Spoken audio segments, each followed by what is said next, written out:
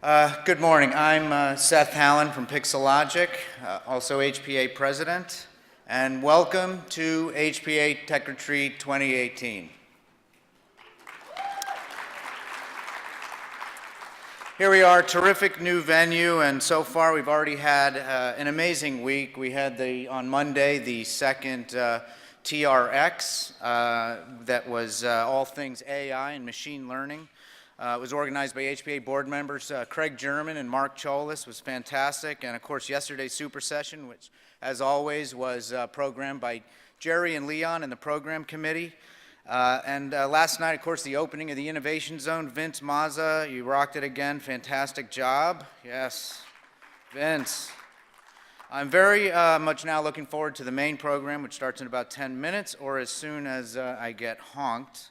The HPA Tech Retreat in Palm Springs is certainly the largest, most well-known of the HPA events. We know that many of you, this is the only HPA event you attend. It might be the only one that you're aware of, but it's certainly not the only HPA event.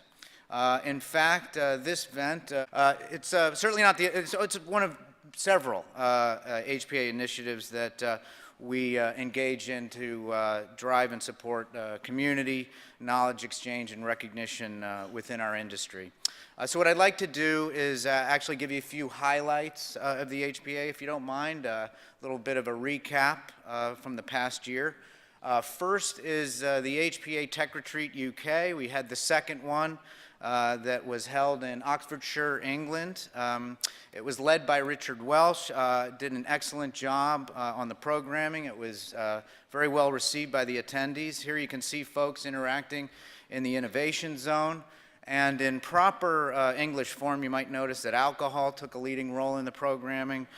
In fact, it was very difficult for me to find pictures that didn't include drinks in the hands of the attendees almost all the time. So I just decided just to go with it, and it got pretty crazy. This year we're changing it up a bit. As Rich announced yesterday, we're going to hold the HPA Creative Tech UK. I'm getting a little bit of a lag there, sorry about that. And that's going to be in Soho, in the center of London, on June 27th at the Hamyard Hotel. The programming was announced, and yes, Richard made sure there is a proper bar, so no worries there. Next, the HPA Awards. We had a sold-out show in November. We had a record number, 450 submissions from feature film, television, and commercial editors, colorists, FX artists, and audio engineers. The awards for engineering excellence were presented, and Larry Chernoff was honored with the Lifetime Achievement Award. Chris Peirce leads that awards committee, and it was another wonderful evening. Next, the HPA Net is also known as Networking, Education, and Technology. We had a series of luncheons there. They're very similar to the breakfast roundtables that many of you just attended. Hundreds of people have attended these through the years in LA, and we've got an upcoming event March 22nd at the Beverly Garland in Toluca Lake. Please join us. Also last year we launched the first HPA user group. It's the IMF user group. These user groups have closed-door meetings and no photography is allowed. However, I did manage to sneak this picture of John Hurst at the Amsterdam meeting. And this IMF user group is led by Pierre Anthony Lemieux, conducted several very successful meetings, including at IBC and a few weeks ago in Geneva. Lots of terrific collaboration, information sharing, and we'll consider more user groups as time goes on. The HPA Women in Post, led by Loren Nielsen and Carrie Grubin. Also, another terrific year, about 5 events in the last year, including a very poignant event at the SIMPTE conference in October. More events are upcoming in the 2018 calendar. And 2 other initiatives that I'm extremely proud of are the Young Entertainment Professionals Group and the Leon Silverman Mentoring Initiative. Last year, the inaugural class had graduated of YEPS, and the second class was indoctrinated. I can't express how heartwarming it was to see such talented, passionate, and really just good young individuals engage in this program. This program partners with the Leon Silverman Mentorship Initiative, and this past season, under Leon's leadership and through the very hard work of Loren and Carrie and other volunteer leaders, we have formed a pretty incredible Mentors Bureau, a group of men and women executives who see the importance in fostering and supporting the development of our next generation of industry professionals. So again, I'm so proud of this important and truly meaningful work our HPA volunteers have done in these areas. And speaking of which, these initiatives are driven and led by an incredible board, leaders, and committee members who are all volunteer. Believe me, these aren't folks who have nothing better to do. These 45 or so individuals and others have extremely demanding careers and somehow find the time to dedicate themselves to these initiatives for the betterment of our industry and community. And many of them are here today. And I just want to say huge thanks again for everything. You're all awesome. Thank you very much, really.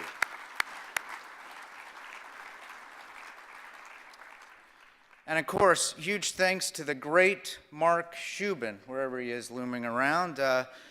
You know, another incredible program lineup, and let's hear it for Mark. Where is Mark, by the way? Oh, there he is. He's sitting there. Okay.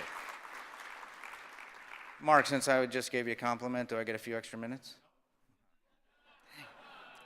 Okay, I better continue. Okay, so one more thing we want to talk about today. As you all know, HPA and SMPTE joined forces a few years ago, and I wanted to take this time to address a few questions that we've received since then, because many of you participate in both SMPTE and HPA events and initiatives. Some of you have raised the questions. What's the difference between the two organizations?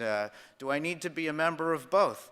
Well, to answer the question, what's the difference between HPA and SMPTE, I think the best way to answer that is with this picture.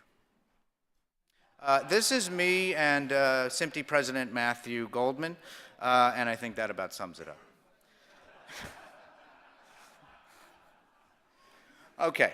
But maybe actually we need to go into this a little bit deeper. What I'm going to do is to help me answer these questions, let me ask Barbara Lang to come to the stage. Hi, Barbara. Let's hear it for Barbara. As you can see with the help of her hat, Barbara is HPA's executive director. But Barbara is also, as many of you know, SMPTE's executive director. Barbara, since you're the one who wears two hats around here, can you help me articulate the difference between the two organizations? Okay? Yeah, that's perfect. Because, you know, the HPA is cool and, you know, on the side, and SMPTE is straight and narrow in the center. Yeah, sure, I'm happy to help. So these are two distinct organizations where SMPTE focuses on the technology and the tools that help create the technology that helps create the tools that are used in the creative endeavor. HPA represents really the application of those tools in the storytelling. In SMPTE being 102 years old, has a lot of legacy in that regard, has a focus on our membership and our standards development and of course education about that. Whereas HPA, still having three pillars, but has a focus on more about the exchange of knowledge, the community building, as Seth has said, as well as the awards recognition program. SMPTE is really the technical community, not to say that the HPA is not the technical community, but really has a more focus on that creative storytelling side. And as I mentioned, SMPTE is really supporting the tools and the development of those tools, and HPA being the application of that. And I think the IMF user group is a perfect example of the yin and yang of these two organizations, where IMF being a standard that was developed on the SMPTE side and is now under the HPA user group, has an opportunity to work through the application issues, feed that back to the SMPTE side to make even stronger and better standards. So we're going to get honked. Oh, we are getting honked? Yeah. 25 seconds. Thank you so much, Barbara. You can remember all that, or you can just remember this, whatever's easy for you. But the last thing I want to say is if anybody wants to get involved with the HPA, we want you. Please let us know. Approach any one of us. And thank you very much. Have a great retreat.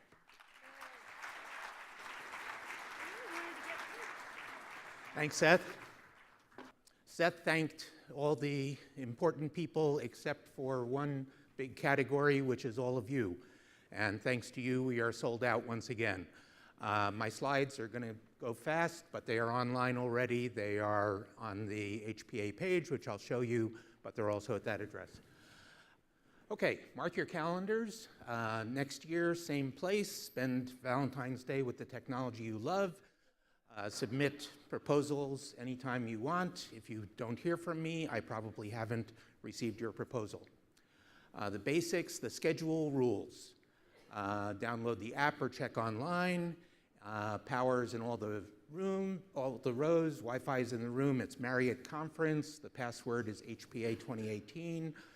The Innovation Zone open till 7:30 today, until 2 tomorrow. After 2 tomorrow, no more Innovation Zone. There is none on Friday. All meals at the JW Pavilion, which is the tent outside. Breakfast, roundtable slots are still available if anyone wants.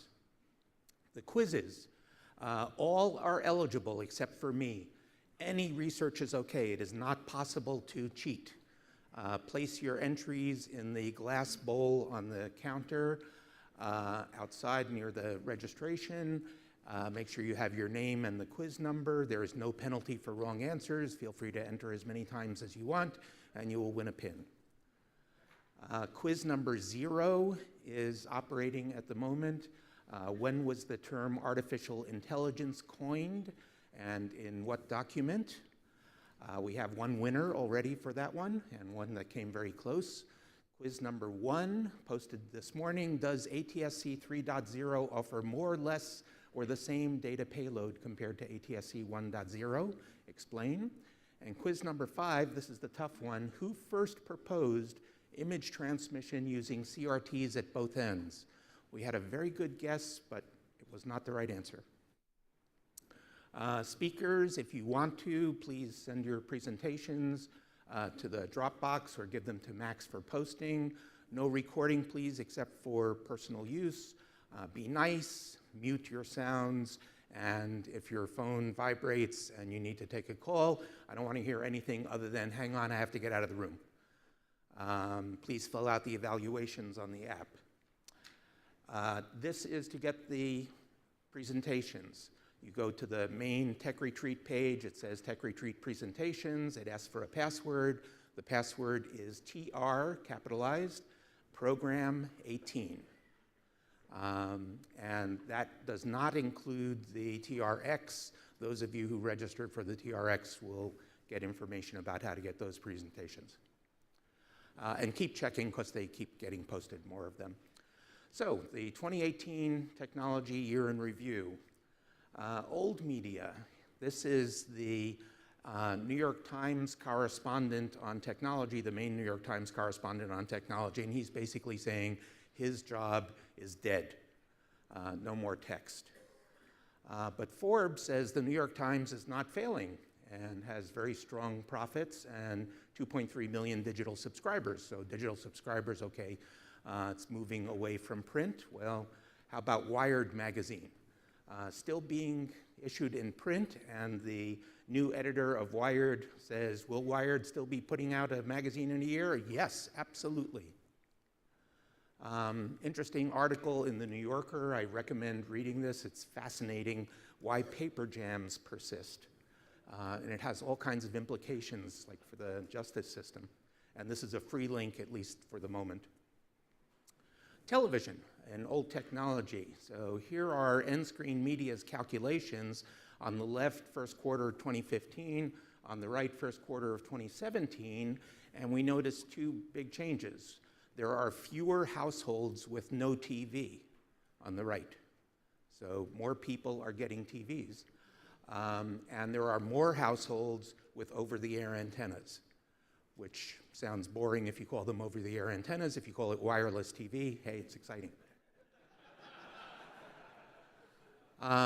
This is an article from The Verge, also a very interesting article if you want to read it. It's about CTL Electronics in Manhattan, which does a big business in maintaining CRT-based displays. Why does anyone care about a CRT-based displays? Because LCDs have lag, and so if you're doing gaming, that's not so good. If you're doing opera and the singer needs to look at the conductor, that's not so good. So CRTs are still strong. USA Today provides the secret of CES, that few products see the light of day. One of my favorites this year was the internet-connected shower, but down at the bottom we see an internet-connected shower, and that was posted in 2015. ATSC1 versus ATSC3, lots of differences. ATSC3 much more flexible, allows different codings, variable bit rates, and so on. But only permitted by the government in November, whereas ATSC1 was mandated, and the government provided funds to viewers to get their receivers.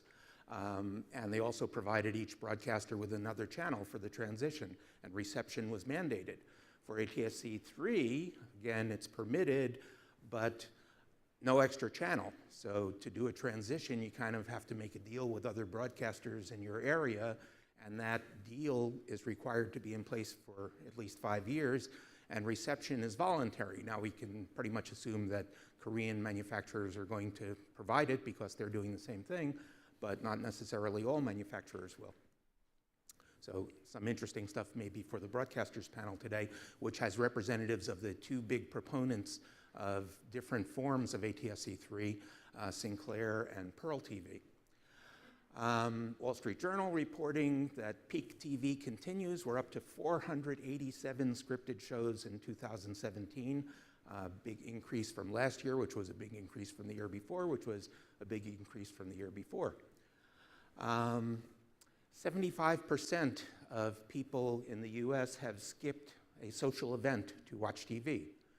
Seems like that shouldn't happen in the era of DVRs, but it is happening, or maybe it's a good excuse. Super Bowl I talk about each year. The conventional TV viewing of the Super Bowl went down significantly, 7% down from 2017. But even with it going down 7%, it still ranks in the top 10 TV audiences of all time. It's number 10, but hey, it made it. It's also the most streamed Super Bowl. Now you saw a different figure for this yesterday. That was the peak viewing. This is the average minute audience, 2.02 million, up 17% over last year, which was up 23% over 2016. But it's not yet 2% of even the 7% smaller conventional TV audience. And this year, for the first time, they measured a new form of viewing, which is out-of-household viewing. You go to the bar, and they picked up more than 12 million viewers doing that. So total viewership, not bad, 118.2 million. Parks Associates says that 20% of streamers share credentials, so maybe that's one reason why the streaming numbers are low. Last year, I showed you this thing on the top, that Amazon's Alexa started ordering people dolls' houses after hearing its name on TV. This year, Alexa had an ad in the Super Bowl, and the Echo did not perk up because they intentionally changed the frequency response so that it wouldn't wake it up. But they've taken some action. Black Panther yesterday, 242 million in its opening weekend, and the greatest Monday ever for any movie. So cinema still lives. AMC, however, is a little concerned, and so they're introducing virtual reality experience rooms. This is not movies. Paramount, going in the opposite direction, they're saying, well, you know, people like the movie theater experience, except they don't like going to the movie theater, so this way we can give you a VR movie theater experience at home. And AR and VR groups have created a new national holiday, so mark your calendars. November 18th is Virtual Reality Day. If you want statistics on virtual reality, Pornhub has a huge amount of them. But Nokia killed off the Ozo VR camera, so that's kind of interesting. The first cinema LED screen, this is direct view cinema. This is the first change in projected movies since 1894 if you count Jenkins, or 1895 if you count the Lumieres and Edison. This is an enormous change, but is it really necessary? Dolby has shown this from projectors where you can get significant contrast. And is it good? Does it mess up our feelings about cinema? And there's going to be some interesting stuff about that later today. Security. Yeah, you did everything right, and then along came Meltdown Inspector, and you didn't have any control over that. Got a smart TV. Most US TVs are connected to the internet, but even if you have a wonderful firewall on your internet, they can be hacked through the broadcast signals. And users were locked out of their Google Docs for no good reason. They were told they had inappropriate stuff, even though they didn't. So security still has some issues. New technologies, we heard about AI on Monday, but some of this stuff is new. Fake news, we heard a little bit about that, but I highly, highly, highly recommend you go to that first site I put there. It's called futureoffakenews.com. And it's a really interesting program put together. Notice Trump once said the Access Hollywood tape was real, now he's not sure. If we do things like Adobe Voco and so on, then everybody's going to claim, oh no, I never did that, I never said that, even though we have the tape. But there's going to be an interesting presentation on Friday from Ed Grogan on how to detect video modification, so I recommend that. Another application for AI, reducing buffering, still an issue on streaming. Acquisition, we have lensless cameras, single pixel cameras, even 3D. There's a new version of a stacked colors sensor, and nanotechnology is introducing a blacker than anything we've ever seen. They built a building that way in Korea for the Olympics, and also better transparency on surfaces, so lenses can be improved. IBM has come up with a bit per atom storage system. So we got a lot more storage density to look forward to. And blue light control, Corning is working on this. You can see the picture on the right. People are concerned about people not going to sleep or something because they're seeing blue light from their devices. So this is a way around that. And finally, Intel's Vaunt augmented reality for people who don't want to look like dorks. Looks like ordinary glasses, and the thing at the bottom left is the view. That little red stuff is the information that the glasses are augmenting with, and it's projected directly onto your retina. So I'd be happy to entertain any questions while we have time. Again, these slides are available either through the presentations on the HPA site or directly on the link that's shown there. Any questions? Back here. Please say again, using CRT and Opera and one other application because LCDs don't do what exactly? Say that again. LCDs have a lag. It's not necessarily a big lag. The worst of them is probably on the order of 10 milliseconds or something. But 10 milliseconds, if you're a singer, getting a cue from a conductor is significant. And if you're a gamer making a very quick decision about whether you're going to turn the steering wheel or fire, that's significant too. So, you know, OLED is fine, but not everybody has OLEDs yet, so CRTs are staying alive. Anyone else? Someone on the right there? Mark, did you Anthony. talk about... No, you have to use the mic. You talk about face swapping, which is becoming a very interesting topic. You'll see that if you go to that site, the futureoffakenews.com, they show you both the video and the audio and what people are doing these days. And there's a link, it starts right out with a video of Obama saying things that he never said, but showing his face and his voice saying that stuff. And then there's a thing that you can click on for the full story, lasts about 40 minutes or something, but I recommend it. Thank you.